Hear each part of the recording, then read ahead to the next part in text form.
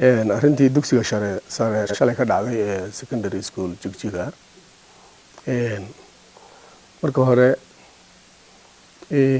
habkay u dhacday iyo wixii aanu gelin wiilkii ardaygii waliba akhlaaqda fiicnaa ee uu dhaawac ka soo gaaray waalidiintiisii iyo isagii iyo maxaan ku yiraahdaa bulshada aragtida fiican ee wanaagsan dhamaantood ee wanaagga jecel inta warali gelin baan ka siinayna waxaan leenahay wixii dhacay ee askariga aad idinku dirsateen inuu si amni ah oo deganaansho oo xasiloona idinku shaqeeyo aad u dirsateen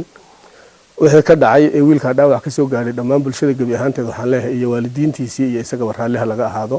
khalad dhacay buu ahaa askarigii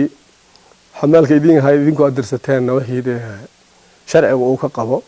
ayuu isaguna leeyahay marka bulshadayda qaaliga markii horeysa waxaan leeyahay dhacdada shalay ka dhacday dugsiga sare ee gacanta askariga ahayd raaliha laga ahaadaan leeyahay gabi ahaan waan ka raali gelinaynaa anoo afka gabi ahaanba hay'adaha amniga booliska oo kaliya ma hay'adaha amniga dhamaantood afkooda anoo ku hadlaya bulshadayda qaaliga raali ahaadaan leeyahay xalay adeeg fiican baa loo qabtay iminka xilligan aan socdo isagii baan ka imid laftiisii marka xaaladiisu way fiican tahay marka habkii ay u dhacday haddii aan soo gudbo dhacdadu shalay laba gabdhood bay ka kacday markii hore oo arday ah labadii gabdhood markay islaayeen booliska wuxuu isku dayay da'yartan walaalihii ee islaynaysa ee isqoonsatay inuu kala celiyo waxay samaysay ardaydii kale arday aad u khalaq badan oo fiican oo wanaagsan way jirtaa laakiin maxay sameeyeen ardaydii ay akhlaaqdooda wax ka dhinaa in ay labadii caruur ahayd sidoo askartu ay u kala qabtay lahayd inayna u kala qabanin askarigan uu khaladku ka yimid markaa keligii buu ahaa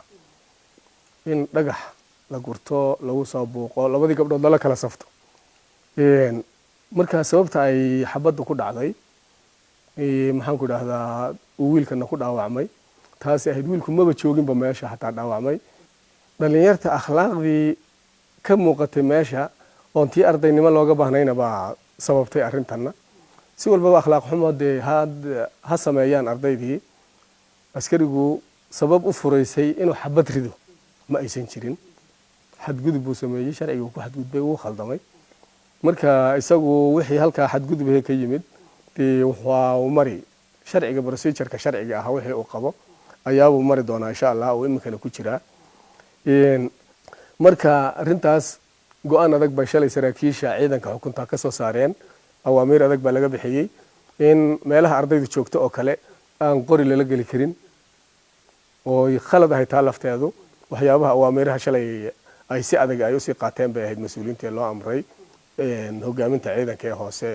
ciidanka u dhow marka gabi ahaan mar walba waxaan ku hawlanahay oo aan ku mashquulsanahay oo ku jirnaa in uu ciidanku si dabacsan wax kasta oo kaga iman kara bulshada bulshadu dabeecado kala duwan oo fara badan bay leedahay qaar waalwaalan baaba ku jiraba ka waalan laftiisa askariga biliiski waa inuu adeeg caafimaad qaba siiyo ma aha waalan yahay intuu yiraahdo inuu waalidiisa u raaco ma ku kasta aragtidu dooni ha qabo fikirku doona ha haysto haduunan khatar amni keenaynin ama sharciga xadgudub uusan ku sameynaynin inuu akhlaaq wanaagsan askarigu kula dhaqmo ayaa qasaba ka sharciga ku xadgudbaya laftiisa si akhlaaq la inuu sharciga u horgeeyo ayaaba mar walba askariga faran hawshan macallimiinta iyo waalidku dib hay isugu noqdaan caruurta da'yarta ahna waxaan leeyahay mustaqbalkiina rabshad in la sameeyo kuwa fiican hadda yarkan imika maanta dhaawac inoo yaala hadda ka soo dhaqaaqay waa inaan aad u akhlaaq fiican run ahaantii ayo dab munaafaqshaday maxaa ku gubtay dhihi jirtay Soomaalidu hadda ma Soomaali waa laga dhigay laakiin waa diiniyan weeye arrintaasi